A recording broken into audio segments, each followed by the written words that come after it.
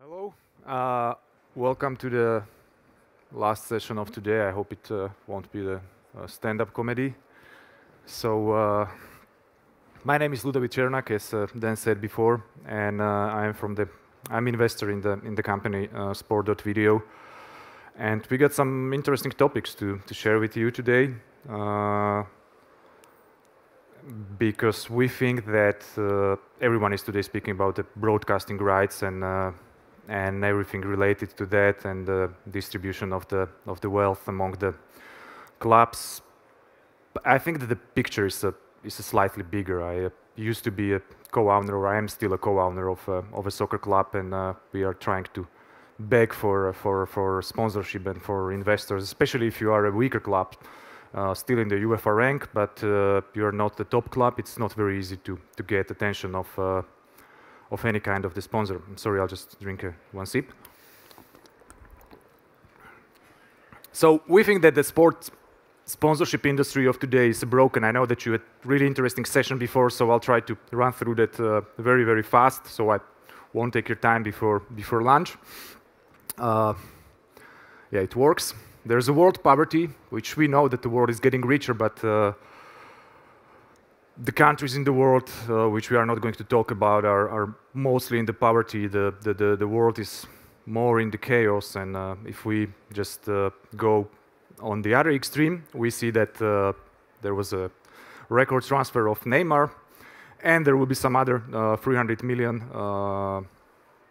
pounds attacking transfer this season. So comparing it, it predicts that the model is not very sustainable because especially the distribution of the wealth in the sport industry is that we have several large clubs, which I think that they deserve their money, and then we have a lot of the smaller clubs and individuals that they do not possess any resources, and they have very hard access to resources, and most of them are amateurs who are doing the sport just for fun, or are even paying for their gear and for everything. So as we can see, for example, that Cristiano Ronaldo, in the next graphic, is taking from 80 to 110 million of dollars per year. Of course, not only the contract, but also the commercial and advertisement agreements. And if we see the average female athlete, let's say the girl from US playing the college or high school soccer, she's mostly asked to even pay for that, her parents or everything. So we have really this balance. I'm not doubting Kiko Ronaldo. I really love him. Great athlete, great social impact, and of course is a role model. But there is hundreds of millions of others that would like to share the success of 1% that is right now taking 99% of the resources and value produced in the industry. There are several, even not tens of billions, but even close to the hundreds of billions, and in the industry, which we think that are not very distributed very accordingly to anything. So the share success is a movement that we started, and we would like to speak about that because we really think that the new distribution model is crucial. I know that PwC guys had some really interesting session yesterday talking about the new business model for sport and for a football as it is, and I won't get back to it. It was extremely interesting. I don't agree with everything the guy said, though I think that everyone in the game and in the marketing part and in the financial part of the sport understands that new business model, a sustainable business model, is required for sports. So we would like to create a model where everyone wins, especially of course, sponsors, because they need the value for money.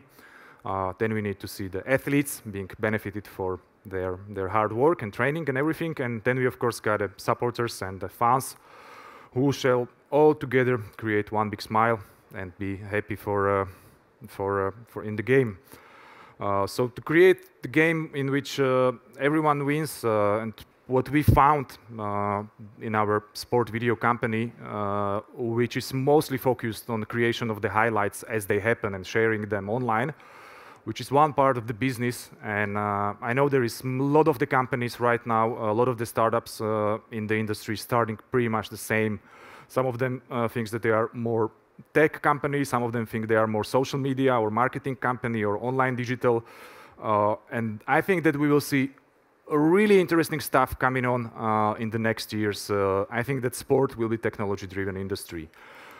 So if we did a case study with the Kia, with the car brand, with the producer, and we were again comparing it to the top athlete, who is, for example, I don't know if you remember the commercial with Cristiano Ronaldo of a Suzuki Swift, which is very funny because I can't imagine myself stopping on the red light and seeing Ronaldo in Suzuki Swift next to me and ask him that, how was the game? How was the game last week? And by the way, is it diesel or do you like your Suzuki Swift? I don't think so.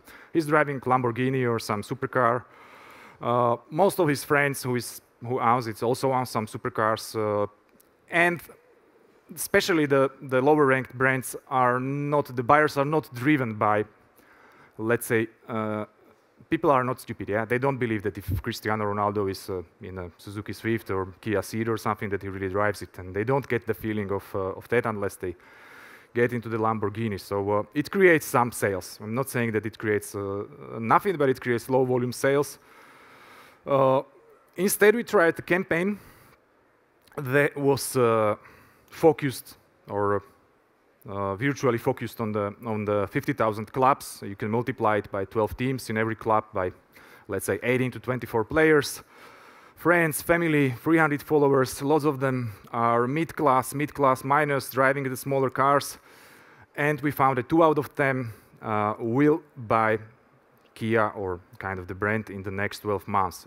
What we are speaking here is that the redistribution of the value goes, instead of giving 5 million euros to the one athlete, let's try to focus on the smaller clubs, on the underdogs that today they even have to pay to make the sports. And they are not asking for very much. They are asking for 1,000 euro, 1,500 euro. And we are trying to find the model that would include the technology, the marketing, and also the kind of, let's say, fairness into the game. So finally, we would like to get some win-win solution for everyone. Building the brand awareness while helping communities is, I think, today's most discussed shared economy approach in the marketing. It always gets viral, and it always gets attention of the supporters. And just not speaking about the large brands, because I think where the market will go, and the global money for the sponsorship is limited. Yeah, it's, let's say, it's $60 billion or $160 billion, whatever sport you take. But where we want to focus in the sport video and sharing the highlights and sharing the stuff online is to get the sponsor, even the local one, local butcher, local pub owner, anyone who is involved in the club, parent of the girl who is just playing, and very single-click, simple PayPal solution that you can support the club. You can see it, very transparent. I think there are clubs in all countries, not only in poor countries, but in every country. Even in US, we are talking with a lot of the smaller clubs.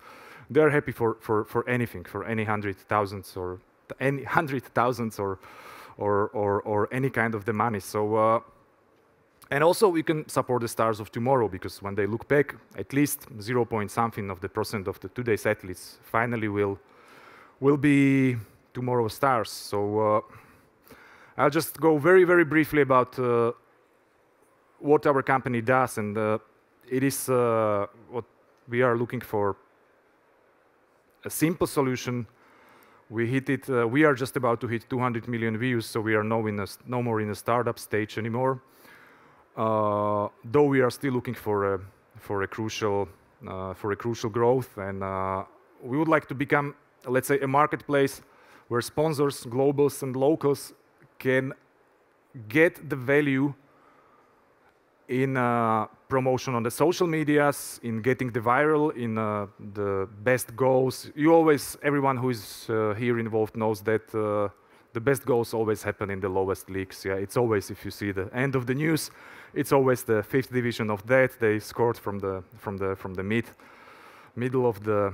So in Sport.Video, this is what I wanted to say. We are not driven so much by the money or by creating the money. And we know that there is a lot of companies that are now trying to attract the sponsors for the smaller clubs for 40% commission. Come on, it's not sustainable. Again, we want to focus on a long-term cooperation with the underdogs, with the clubs, and we just want to get the transaction fee that will be around maybe 5-6%, and we are doing it already with some clubs, and we want to get most of the money that comes from the sponsor directly to get injected into the clubs, so they can get new gear, they can get to the tournaments they've never been, and they can be very, very advocates of the brand that they will really support. And then you can think about the parent of a little boy who is playing, and they get €1,000 by any brand that is car producer. We still think, and our research shows that it is most likely that the parent will buy the car that is sponsoring his son or his daughter. So we've been created by amateur athletes. We all know that what is the struggling to get any single euro, any single cent into the club, and it is hard because let's say most of us train almost the same as Kiko Ronaldo, but didn't have the talent or anything. So most of the guys have to even pay in order to play, which we think that is not fair. But with a fair distribution, we can bring the loyal brands advocate that will always be with the brand that will become. And also, we are already supported by the brands who care, and we are working with McDonald's, Nike, Red Bull, and we are just about to start a collaboration on Central European market with the Kia.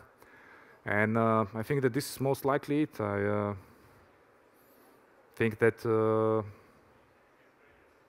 this is it, and you can go and enjoy your lunch.